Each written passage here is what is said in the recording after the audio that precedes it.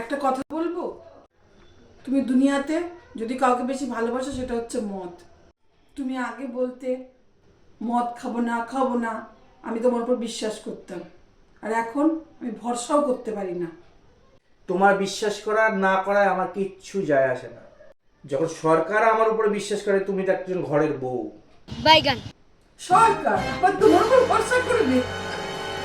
তুমি জানো 2020-তে যখন লকডাউন লেগেছিল, তখন সরকার কোনো মন্দির খোলেনি, কোনো মসজিদ খোলেনি, কোনো গুরুদুয়ারও খোলেনি, খুলেছিল কি মদের দোকান। কারণ সরকারের বিশ্বাস ছিল দেশের অর্থনীতি যদি কেউ একমাত্র ঠিক করতে পারে সেটা হলো আমার মাতা। সরকার যখন আমাদের উপর বিশ্বাস করতে পারে, তুমি তো এক ঘরের বউ, তুমি বিশ্বাস করলে আর না করলে তো আমার বইয়েই গেল। आप कहाँ थे जानी बाबा?